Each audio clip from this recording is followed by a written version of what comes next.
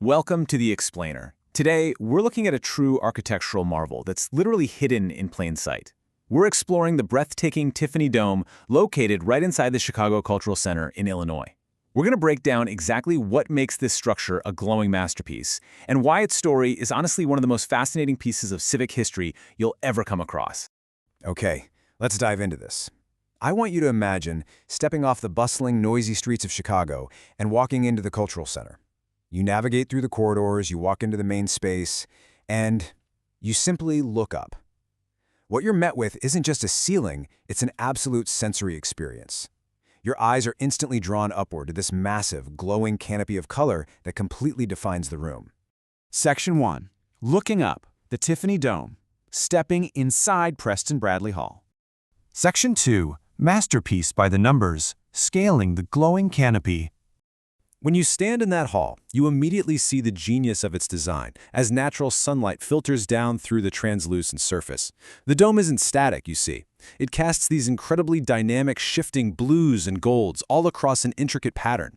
But to truly appreciate the artistry here, we really have to understand the sheer scale of what we're looking up at. 38, that is the diameter in feet. The dome spans approximately 38 feet across. I mean, just think about that for a second. That is a massive expanse of delicate glass suspended directly above you, held together in this perfect glowing arch. Covering a 38-foot diameter requires some serious engineering, but filling that entire space with intricate art, that's a whole different level of achievement. So the crucial point is this next number, 30,000. That massive 38-foot span is composed of roughly 30,000 individual pieces of glass. I'm just going to pause to let that sheer magnitude sink in for a second. Tens of thousands of individual pieces, meticulously arranged, color-matched, and set into place to create a single unified canopy. It's not just a painted ceiling, it is a giant, luminous mosaic, suspended right there in the air. Now, what's really fascinating is the specific material they use to pull this off. It's not your standard stained glass, it's Favril glass. This is a special iridescent art glass.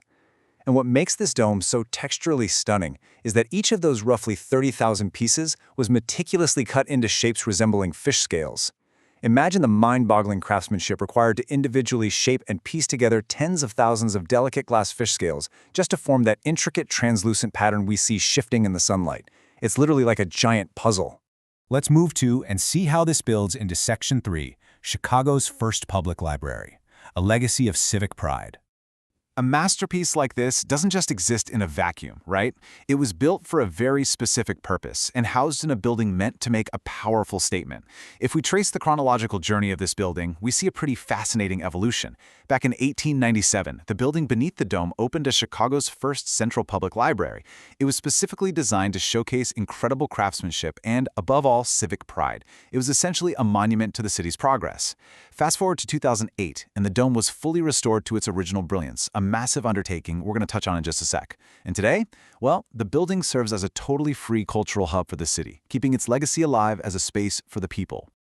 Section 4. The 2008 Brilliant Restoration, Bringing Back the Light. But here is the dramatic plot twist in the story of this architectural wonder. For a significant chunk of its life, this brilliant masterpiece was actually hidden away from the public eye. Yeah, in the past, the dome was concealed beneath a protective outer layer. And while this layer was, intended to protect the structure, the absolute tragedy was that it completely obscured the artwork and blocked out the sun. That shifting, dynamic, natural light that makes Favril glass so magical, it was just gone. But in the present, thanks to that 2008 restoration, the protective layer was addressed, the glass was carefully restored, and natural sunlight was triumphantly reintroduced into the historic space. Honestly, the emotional payoff of bringing that light back into the room is immense. And this brilliantly illustrates the true impact of the restoration. As the source material highlights, the glowing dome and the reintroduction of light merged architecture and artistry perfectly, quote, transforming a former reading room into one of the city's most striking interiors. It took a space meant for quiet study back in 1897 and elevated it into a breathtaking, world-class artistic destination. Which brings us to why this space matters so much today. You see, the Chicago Cultural Center isn't locked away for an exclusive few. It is a completely free cultural hub. Right underneath this incredibly valuable, beautifully restored 38-foot masterpiece of 30,000 glass fish scales, the city hosts public exhibitions, they feature live performances, and they offer engaging public programs. It proves that the absolute highest levels of art and architecture can, and honestly should, be highly accessible to everyone. Which leaves us with a really compelling thought to end this explainer on. What happens when we invest in restoring civic architecture and making breathtaking public art accessible to everyone? Well, the Tiffany Dome proves that when we preserve our history and bring the light back into these spaces, we don't just save a building, we inspire an entire city. So, if you ever find yourself in Chicago, you now know exactly where to go and exactly why you need to step inside, look up, and let the light wash over you. Thanks so much for joining me on this explainer, and keep exploring.